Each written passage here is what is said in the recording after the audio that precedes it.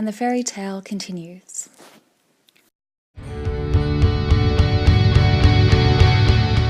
My husband and I are in Echuca as our round-the-world honeymoon continues.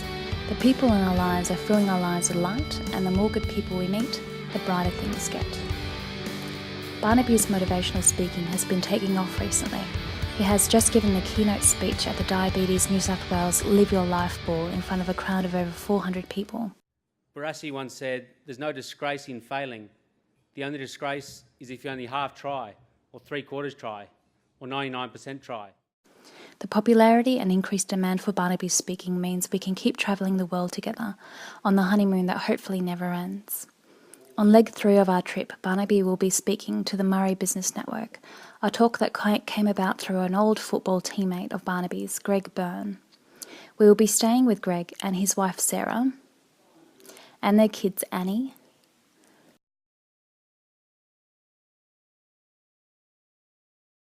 Maisie,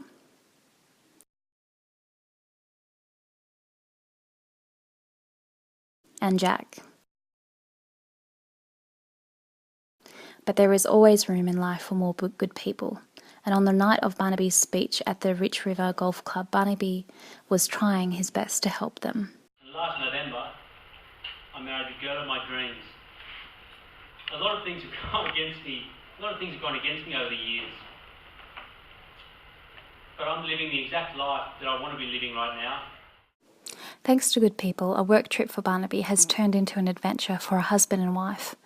We were invited to visit a sheep and cropping farm owned by Marg and Pete Richards. The last thing you think you'd do on your honeymoon is visit a farm, ride in a tractor and feed some sheep.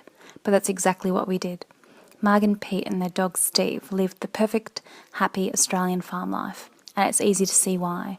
They are surrounded by good people doing good things. For example, I bought a shovel this morning and I just said, I don't know whether I want this one or another one that was different. And he just said, I'll just take it.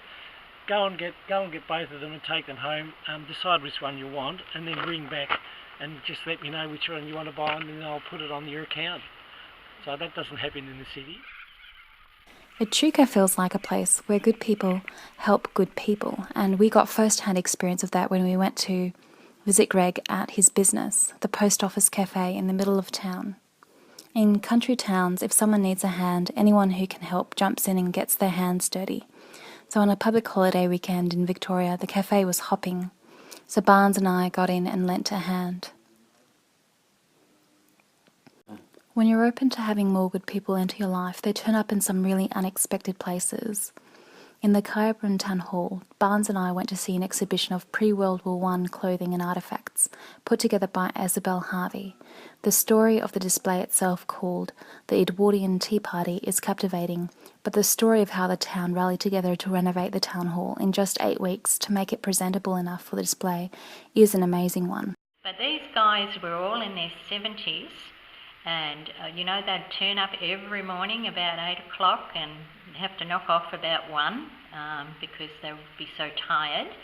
But every day they would turn up. And this is typical of people in a small country town. They do band together, and what we're doing here, they all love. It doesn't matter who you are, where you live, or how old you are. Being a good person can make yours or someone you love's life better. And good people keep making the world around my husband and I better and better. In Echuca, more of them came into our lives, and our world got a little brighter.